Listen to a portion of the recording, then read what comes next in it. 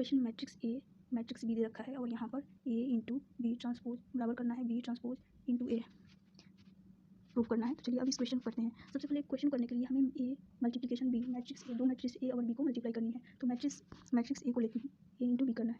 Matrix A कितना है, minus का 2 है, 4 है और 5 है। फिर यहाँ पर मैट्रिक्स बी, तो ये है 1 3 और माइनस का 6। अब सबसे पहले मैट्रिसेस को मल्टीप्लाई करने के लिए इनके ऑर्डर देखना चाहिए। तो यहाँ पर 1 2 3 3 और 3 रो और 3 रो एंड 1 कॉलम बन रहा है, तो 3 क्रॉस 1 का मल्टीप्लिकेशन चलेगा। फिर यहाँ पर बनेगा 1 रो और 3 कॉलम।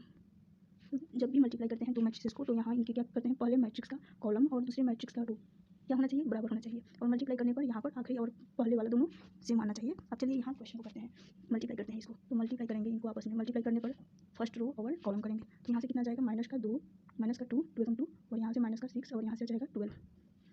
फिर यहाँ से देख रही हूँ तो 4 आएगा, 3 यहाँ से जाएगा 12 और यहाँ से जाएगा 24, वो भी माइनस में।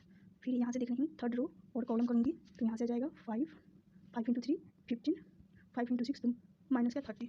तो यहाँ से अब क्या बनेगा, यहाँ पर ऑर्डर 3 क्रॉस 3 का ऑर्डर बनेगा। अब ध्यान देना, यहाँ से सिर्फ और सिर्फ क्या निकाले हैं, ए मल्टीप्लिकेशन बी। ए मल्टीप्लिकेशन बी का मान यहाँ पर सॉल्व करने के बाद ये आया। हमें क्या चाहिए, ए मल्टीप्लिकेशन बी ट्रांसपोज चाहिए। तो यहाँ पर देखिएगा, अब एलएचएस निकालेंगे, यानी ये एलएचएस निकालने के लिए एलएचएस जो कि क्या है, ए इंटू बी ट्रांसपोज। तो इसके लिए क्या करते हैं, जो रो में दे रखा है उसको कॉलम में लिखते हैं। तो यानी ये फर्स्ट रो को क्या करेंगे, इसको कॉलम में लिख लेंगे। तो कॉलम में लिखने के माइनस का 2 माइनस का 6 माइनस का 12 हो जाएगा, ठीक है।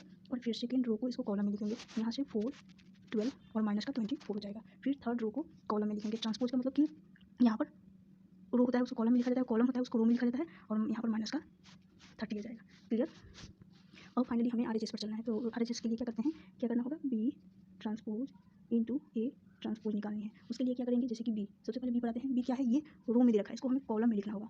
यानी ट्रांसपोज का मतलब कॉलम में लिखना। तो ए 1 3 और माइनस का 6 कॉलम में लिख दिए। फिर यहाँ पर देखना ये रो कॉलम में है, तो इसको रो में लिखेंगे। तो यहाँ पर क्या करेंगे, ए ट्रांसपोज को उलट जाता है, तो माइनस का 2 4 और 5 रो में चला गया। अब यहाँ पर क्या करेंगे, सबसे पहले दो मैट्रिसेस को मल्टीप्लाई करने के लिए इनका ऑर्डर देखते हैं। तो फर्स्ट सेकंड थर्ड रो है और 1 कॉलम है, तो 3 क्रॉस 1 का यहाँ पर ऑर्डर बन रहा है। और यहाँ पर कितना है, 1 रो है और थर्ड कॉलम है, तो 1 क्रॉस 3 का। तो ध्यान रखना ये और ये हमेशा सेम होना चाहिए। और मल्टीप्लाई करने के बाद यहाँ पर ये और ये मैट्रिसेस का ऑर्डर आना चाहिए। अब क्लियर, अब इसको मल्टीप्लाई कर देते हैं। मल्टीप्लाई करेंगे तो यहाँ से कितना जाएगा, यहाँ से आ जाएगा फर्स्ट रो, तो और कॉलम करेंगे, यहाँ से आ जाएगा माइनस का 2, उसके बाद 4 5, इसको चेंज करने की कोई आवश्यकता नहीं क्योंकि ये ट्रांसपोज में चेंज कर चुकी हूँ पहले से ही। माइनस का सेकंड रो और कॉलम करेंगे, माइनस का 6, उसके बाद यहाँ से आ जाएगा 12 और यहाँ से आ जाएगा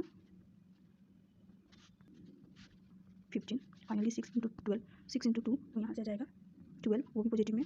फिर यहाँ से आ जाएगा माइनस का 24 और यहाँ से आ जाएगा कितना, माइनस का 30। तो यहाँ पर इसका मान आ गया। तो ध्यान से देखना क्या हुआ, ये और ये, यानी एलएचएस और आरएचएस की बात की जाए, ये दोनों इसी को हमें एलएचएस और आरएचएस को प्रूव करना था। तो ये हो गया और ये दोनों सेम हो गया। तो यहाँ से एलएचएस बराबर आरएचएस जो कि प्रूव हो गया है।